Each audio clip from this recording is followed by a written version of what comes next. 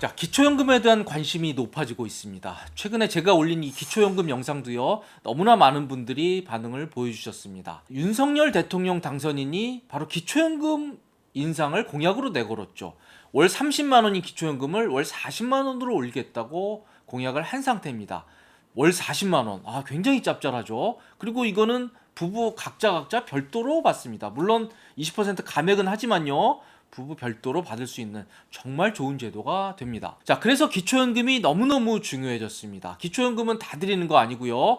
하위 70%만 드립니다. 그래서 이게 70%로 기초연금을 받느냐, 30%를 못 받느냐가 너무너무 큰 관심사항이 되고 있습니다. 자, 그래서 과연 어떻게 하면 기초연금을 받을 수 있느냐, 어떻게 하면 이 기초연금 받는 기준인 소득 인정액을 기준 이하로 할 수 있는 거냐, 이 부분이 관심이 굉장히 많으셔서요, 제가 기존 영상에서 이 부분은 자세히 설명을 드렸습니다.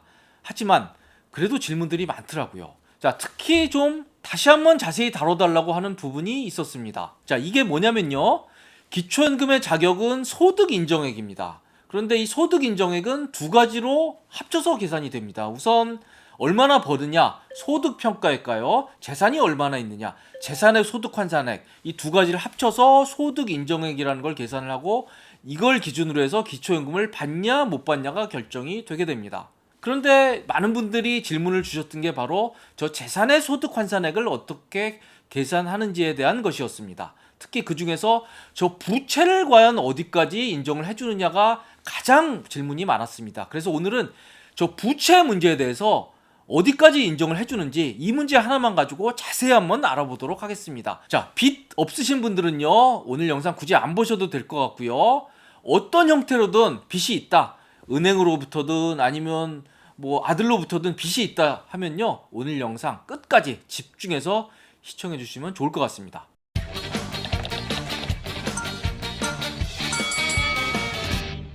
자, 재산의 소득 환산액은 본인이 가진 재산을 소득으로 환산을 한 것입니다. 그런데 이건 기본적으로 본인이 가진 재산에서 부채는 빼줍니다. 너무 당연한 겁니다. 부채는 빼줍니다. 자, 그런데 이 부채라는 게 과연 어디까지 부채냐? 그래서 당장 나오는 질문이 이런 거죠. 우리 집을 다른 사람한테 전세 줬다, 이 전세도 과연 부채냐? 이런 질문들이 당장 나오죠. 뭐 신용카드 긁은 것도 부채 아니냐, 이렇게 질문하실 수 있습니다. 과연 그럴까요? 자, 제가 부채 종류를 5가지로 한번 정리를 해봤습니다. 자, 부채는 저렇게 다양하게 있을 수 있습니다. 금융기관으로부터 받을 수가 있고요. 자, 아까 말씀드린 임대보증금 같은 경우에도 뭐 일종의 부채입니다. 세입자가 나갈 때 돌려줘야 될 돈이기 때문에 부채입니다. 그리고 부모님으로부터, 아내로부터, 아들로부터 빌린 것도 뭐 부채입니다. 개인간 부채고요. 뭐 신용카드, 그것도 부채입니다. 그리고 이게 금융기관이 아닌 곳으로부터 받는 대출도 있습니다. 자, 이렇게 대출은 생각보다 여러 가지가 있는데요. 과연 아까 기초연금 따질 때 그때 부채를 빼주는데, 이때 부채는 저 1, 2, 3, 4, 5가 다 포함이 되느냐, 저 중에 일부만 포함이 되느냐, 여기에 대해서 너무너무 궁금증들이 많습니다. 제가 하나하나 자세히 설명을 해드리도록 하겠습니다. 자, 우선 금융기관 대출은 그냥 상식적으로 보시면 됩니다. 금융기관이라는 게 이 금융실명제법상 정의가 나오는데요. 뭐 1금융권, 2금융권, 대부업체 다 됩니다. 이건 뭐 폭넓게 인정된다고 보면 됩니다.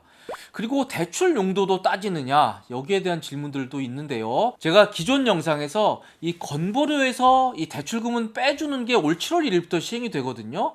이때는 대출 용도를 엄격히 따집니다. 바로 주택을 구입하거나 전세 보증금을 낼 때 받는 대출만 포함이 되는데요. 이 기초연금 따질 때 부채 빼주는 것은 대출 용도 아무 관계 없습니다. 이게 뭐 주택을 사려고 하건, 뭐 딸의 혼수 자금으로 주건, 그리고 뭐 심지어는 뭐 투자를 하려고 하건, 비트코인을 사려고 대출을 받건 아무 관계 없습니다. 무조건 대출을 받으면 그건 기초연금 산정할 때 자산에서 빼주게 그렇게 돼 있습니다. 자, 그리고 중요한 건 저 주택연금입니다. 주택금융공사에서 받는 주택연금들이 있죠. 매달 아주 따끈따끈하게 받은 분들 많으실 텐데요. 이 주택연금은 따지고 보면 말이 연금이지 대출입니다. 본인 집 담보로 잡고요, 평생 받는 대출 개념입니다. 그래서 이 기초연금 따질 때 대출에 당연히 포함이 됩니다. 이게 주택연금은 걱정을 안 하셔도 되고요. 자, 그리고 가장 관심이 많은 게 저 임대보증금입니다. 본인 집을 남에게 전세를 줬을 때 이 전세보증금이 과연 부채로 인정받을 수 있느냐는 질문이 많은데요. 받을 수 있습니다. 그런데 제한이 있습니다. 우선 시가 표준액의 50% 한도로만 인정을 해줍니다. 자, 그래서 본인의 5억짜리 집을 3억의 전세를 줬다 그러면요, 이 3억을 다 부채로 인정해 주는 건 아니고 5억의 50%, 즉 2.5억 원까지만 부채로 인정을 해줍니다. 굉장히 주의를 하셔야 됩니다. 그리고 이게 전세보증금이 부채로 인정을 받으려고 하면요, 이게 전세권 설정 등기가 돼 있거나 확정일자가 돼 있어야 그래야 인정을 받습니다. 지금은 어차피 전월세 신고제가 시행이 됐기 때문에요, 아마 대부분은 다 확정일자를 받을 것으로 예상이 되는데, 확정일자를 받으면 이 임대보증금도 부채로 인정받는데 아무런 문제가 없습니다. 자, 그런데 주의해야 될 건 3번입니다. 이 임대보증금을 부채로 빼주다 보니까 좀 꼼수가 생길 수가 있죠. 그래서 뭐 특수관계인 간에, 부모와 자식 간에 서로 뭐 전세를 주고받는 경우도 있을 겁니다. 이걸 갖다가 부채로 인정을 해달라 이렇게 요청을 할 수가 있는데요, 이런 문제가 있기 때문에 아예 특수관계인 간의 임대차는 인정을 해주지 않습니다. 자, 그래서 뭐 아드님한테 본인 집을 전세를 준다 그래도요, 그거는 부채로 인정을 못 받기 때문에 이거는 주의를 하셔야 될 것 같습니다. 자, 그리고 주의해야 될 게 이런 겁니다. 이 기초연금 때문에 이런 생각을 하실 수가 있어요. 이 본인 집을 전세를 주고, 그래서 거기서 전세보증금을 받죠. 그래서 그걸 부채로 인정을 받고, 그걸 전세를 줬으니까 본인은 다른 집에 가서 살아야겠죠. 그 받은 전세보증금을 가지고 남의 집에 전세를 들어가 살면 어떻겠느냐, 이런 아이디어들을 얘기하시는데요, 이게 별로 도움이 되지 않습니다. 왜 그러냐면요, 이게 일단 부채로 인정은 받습니다. 본인 집을 빌려주면서 받은 전세보증금은 부채로 인정받지만요, 본인이 받은 전세보증금을 남의 집에 전세로 들어갈 때는 이때는 자산으로 잡습니다. 이거는 일종의 채권이잖아요. 본인이 그 집을 나올 때 받는 채권이기 때문에 이거는 본인의 재산으로 받습니다. 그래서 이건 5%만 공제를 해주고요, 본인이 받을 그 전세보증금은 95%를 재산으로 잡게 됩니다. 그래서 이거는 플러스 마이너스에서 도움이 안 될 가능성이 매우 큽니다. 자, 신용카드는 어떨까요? 신용카드 긁은 걸 부채라고 하면 아마 부채 없는 분 없을 겁니다. 자, 신용카드라고 하는 게 본인이 밥을 먹고 신용카드를 긁고 한 달 뒤에 갚는 그런 구조입니다. 한마디로 만기 1개월짜리인 이 채무를 계속 지는 행위인데요. 자, 그래서 신용카드 긁은 걸 부채로 인정하는 건 좀 말이 안 되겠죠. 그런데 특별한 경우에 이걸 인정해주는 경우도 있습니다. 바로 3개월 이상 연체하고 그게 50만 원 이상이 되는 그런 신용카드 미결제금은 그건 부채로 봐줍니다. 좀 특수한 상황이 있는 분들에 대해서, 아마 경제적으로 곤궁에 빠진 분들에 대해서 그만큼은 부채로 빼주겠다, 이런 취지가 되겠습니다. 하지만 절대 안 해주는 게 저겁니다. 카드론 하고요, 현금 서비스 받으시는 분들이 있죠. 그거는 부채로 인정을 못 받습니다. 자, 주의를 하셔야 되고요. 자, 그리고 모두에서 말씀을 드렸는데, 대출이라는 건 금융회사 말고 금융기관은 아니면서 약간은 공적인 기관에서 받는 대출금들이 좀 있습니다. 예를 들어서 뭐 지자체나 뭐 공적연금기관 같은 데서 주는 대출도 있고요.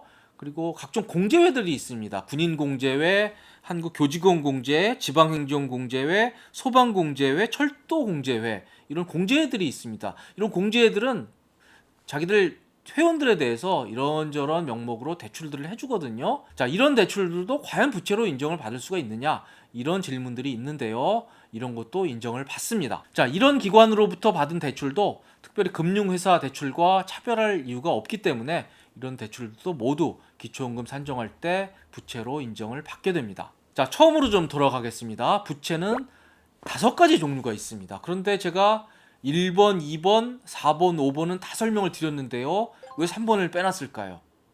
그렇습니다. 3번은 안 되기 때문에 그렇습니다. 개인 간 부채, 부모 자식 간의 부채, 그리고 회사 동료로부터 빌린 빚, 이런 건 기초연금 따질 때 부채로 인정을 못 받습니다. 물론 아주 예외적인 경우는 있습니다. 개인 간 부채라고 하더라도요, 이게 법원 판결로 인정된 경우는 또 부채로 인정을 해줍니다. 하지만 이건 아주 예외적인 경우고요.